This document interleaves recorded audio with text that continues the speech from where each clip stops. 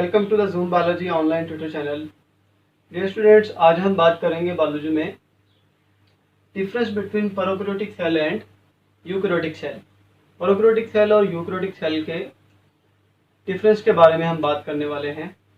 तो डिफरेंस को पढ़ने से पहले मैं थोड़ा सा आपको सेल की डिटेल्स के बारे में बता देता हूँ ताकि आपको इसके कॉन्सेप्ट आसानी से समझ आ सकें। देखिए, cell the unit of life, cell जिसको हम यूनिट ऑफ लाइफ कहते हैं। Organisms are made up of cells. Then how many basic types of the cells, basic types कितनी हैं? प्रोकैरियोटिक सेल है और यूकैरियोटिक सेल है। ठीक है जी, हम देखते हैं प्रोकैरियोटिक सेल क्या होता है और यूकैरियोटिक सेल क्या होता है।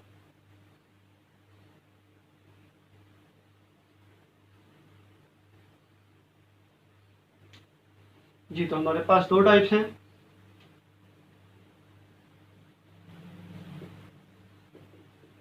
प्रोकैरियोटिक सेल और दूसरी है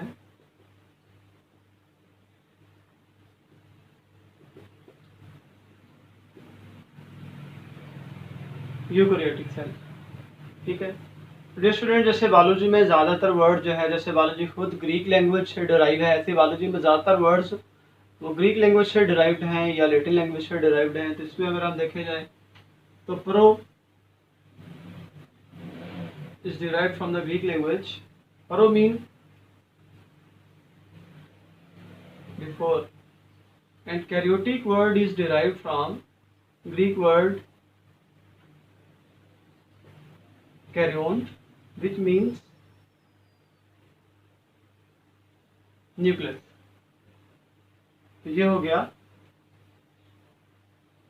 बिफोर न्यूक्लियस। ऐसे ही अगर हम यूकैरियोटिक सेल को देखते हैं, यू मीन ट्रू।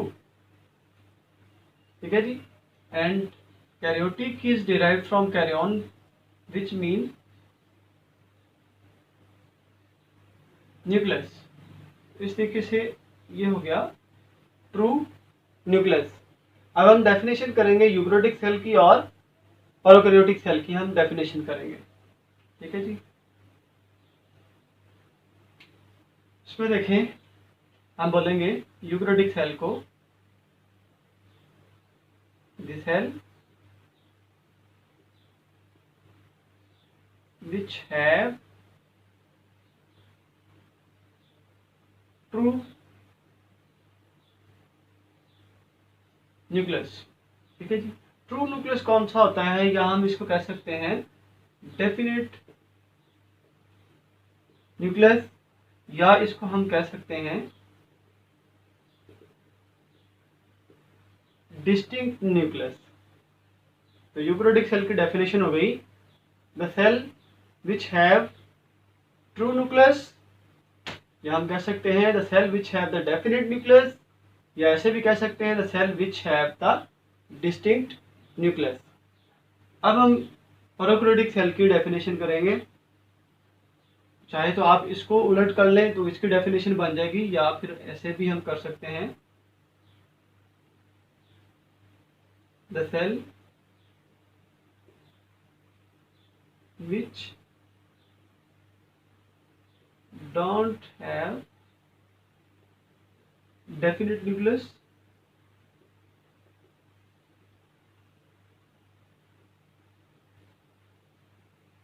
मतलब ऐसा सेल जिसमें डेफिनेट न्यूक्लियस नहीं है, क्योंकि इसका मतलब क्या था, before nucleus. It mean before definite nucleus, कि इसमें डेफिनेट न्यूक्लियस नहीं होता। या इसको हम ऐसे भी कह सकते हैं, आप मतलब इसकी डेफिनेशन ऐसे भी कर सकते हैं,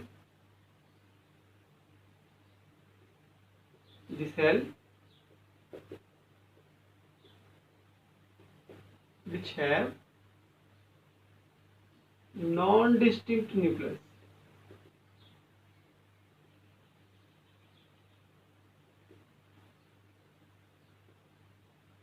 ठीक है जी, इधर हमने देखा कौन सा न्यूक्लियस होता है, डिस्टिंक्ट न्यूक्लियस होता है, और प्रोकैरियोटिक सेल में कौन सा है,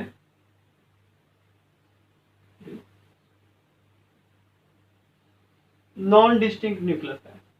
अभी हम देखेंगे कि डिस्टिंक्ट न्यूक्लियस में और नॉन डिस्टिंक्ट न्यूक्लियस में क्या डिफरेंस होता है, ये कौन से न्यूक्लियस हैं जिनकी बात की जा रही है। यहाँ पे हम डायग्राम ड्रा करते हैं। ठीक है, ये आपके पास एक आसान मेथड भी है डायग्राम को ड्रा करने का। ये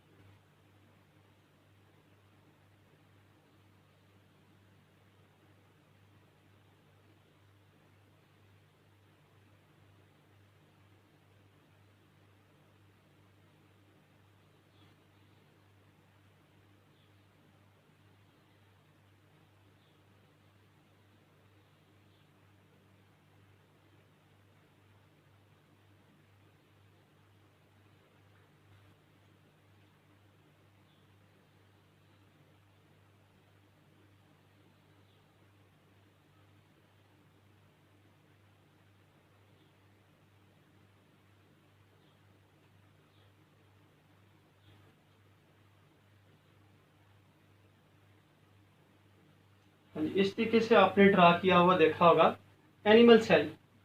ठीक है, इसमें जो आपको न्यूक्लियस नजर आ रहा है ये एक डिस्टिंक्ट न्यूक्लियस है।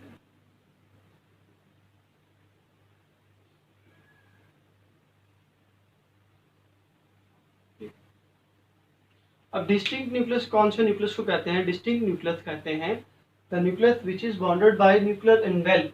इसमें आपको नजर आ रहा है कि न्यूक्लियस के बाहर न्यूक्लियर इनवेल्प है, डबल मेम्ब्रेन है, which is called as the nuclear envelope.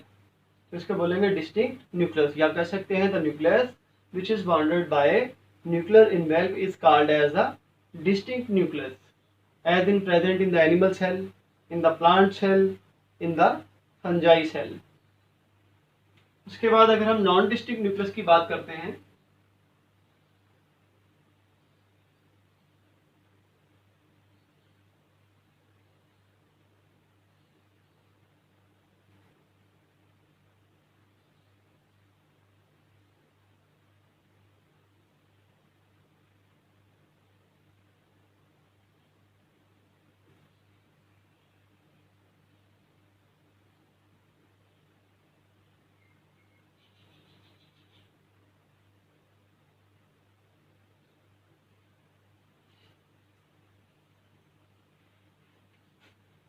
ये हमने ड्रा किया है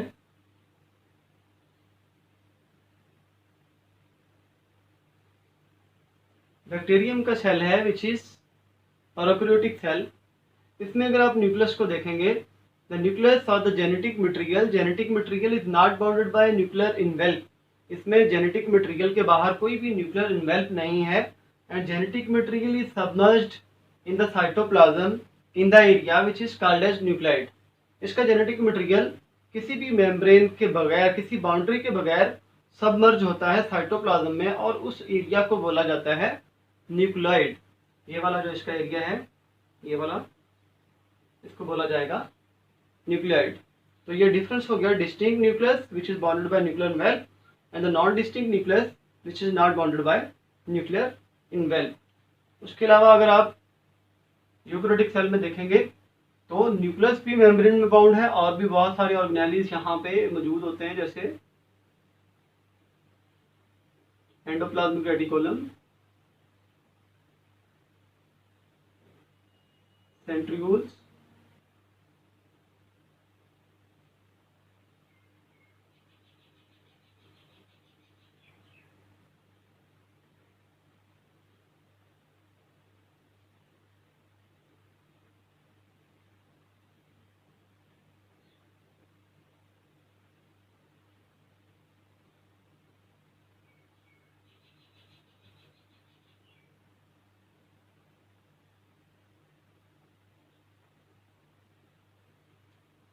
ऐसे ही आप कह सकते हैं माइटोकॉन्ड्रिया।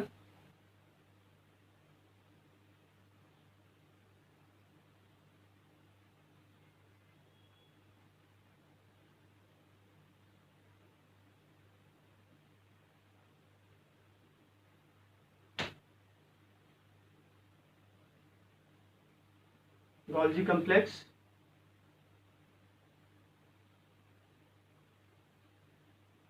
लाइसोसोम्स,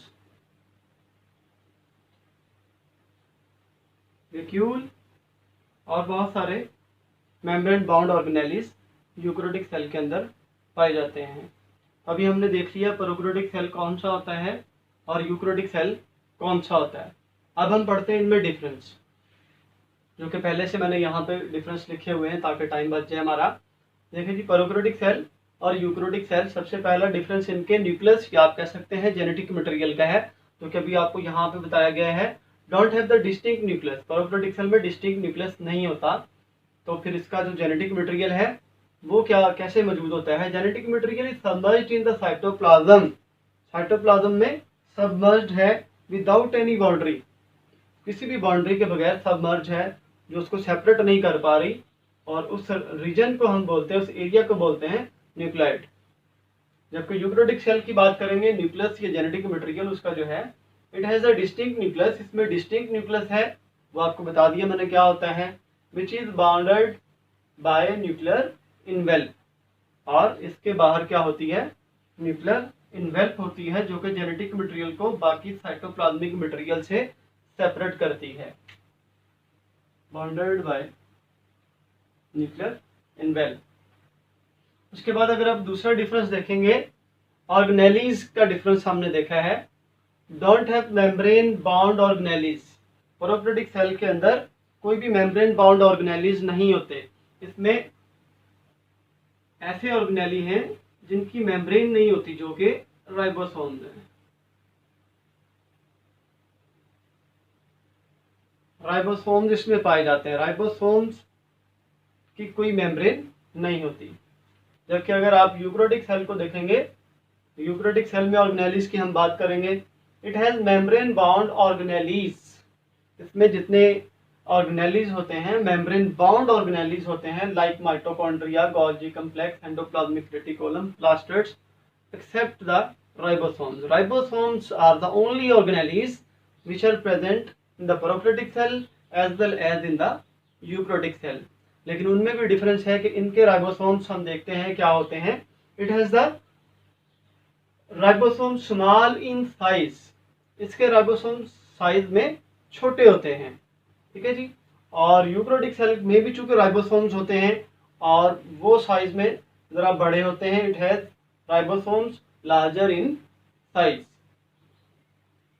उसके बाद हम बात कर लेते हैं सेल साइज की, ठीक है। तो जैसे अगर हम यूकैरियोटिक सेल को देखें तो उसमें मोर देन अ डजन, एक दर्जन से ज़ायद ऑर्गेनेलीज मौजूद होते हैं, तो इसलिए उसका साइज भी क्या होगा, बड़ा होगा। जबकि प्रोकैरियोटिक सेल एक सिंपलर सेल है, इसलिए उसका साइज भी क्या होगा, छोटा होगा। देखिए on average 10 times smaller than eukaryotic cell. तो प्रोकैरियोटिक सेल एवरेज एक यूकैरियोटिक सेल से 10 टाइम्स स्मॉलर होता है। अगर हम बात कर लेते हैं यूकैरियोटिक सेल की, on average 10 times larger than prokaryotic cell. तो यूकैरियोटिक सेल प्रोकैरियोटिक सेल से एवरेज 10 टाइम लार्जर होता है। उसके बाद बात कर ले हम सेल वाल के हवाले से, ठीक है जी। तो सेल वाल अगर देखी जाए तो प्रोकैरियोटिक सेल्स के अंदर सेल वाल मौजूद होती है। Cell wall made of the peptidoglycan, cell wall peptidoglycan, murein, peptidoglycan की मेनली जो है वो बनी होती है। पेप्टाइडोग्लाइकेन क्या है, polymer of amino acid and sugar, ठीक है जी। पेप्टाइड से आप अंदाजा लगाएंगे, peptide is a bond between amino acids in the protein. Protein के अंदर आपको पता है पेप्टाइड बॉन्ड होता है अमाइनो एसिड्स के दरमियान में, तो ये हो गया amino acid and glycan sugar है, तो इसलिए हो गया polymer of amino acids and sugar. जबकि दूसरी तरफ अगर हम देखेंगे यूकैरियोटिक सेल में, एनिमल सेल्स में सेल वाल नहीं होती, ठीक है जी।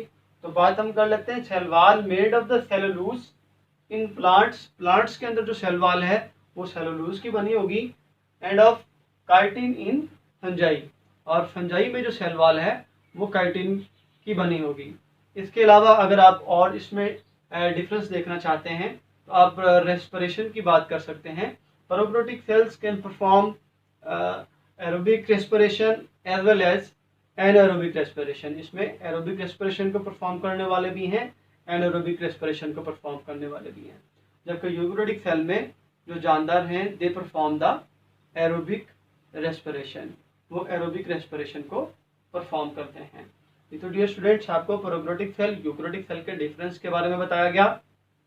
आपको बताया गया कि सेल जो है प्रोकैरियोटिक सेल और यूकैरियोटिक सेल, इनको कौन से ग्रीक लैंग्वेज से डिराइव किया गया है और इनके मीनिंग क्या बनते हैं, इनकी डेफिनेशन आपको बताई गई। डिस्टिंक्ट न्यूक्लियस और नॉन डिस्टिंक्ट न्यूक्लियस में डिफरेंस आपको बताया गया और उसके बाद आपको उसको ड्रा करना सिखाया गया कि आप एक एनिमल सेल कैसे ड्रा कर सकते हैं, यूकैरियोटिक सेल आप कैसे ड्रा कर सकते हैं, और प्रोकैरियोटिक सेल जो कि बैक्टीरिया के ही होते हैं सिर्फ, तो बैक्टीरियम सिंगुलर को हम बैक्टीरियम बोलते हैं, बैक्टीरियम का सेल भी आपको ड्रा करना सिखाया गया। तो होप सो आपको ये बेसिक लेक्चर जो हमारा था आज का, इसकी समझ आ चुकी होगी। आप हमारे चैनल को अपने दोस्तों के साथ शेयर कीजिए, सब्सक्राइब कीजिए, बेल आइकन को लाजमी प्रेस कीजिएगा। थैंक यू, अल्लाह हाफिज़।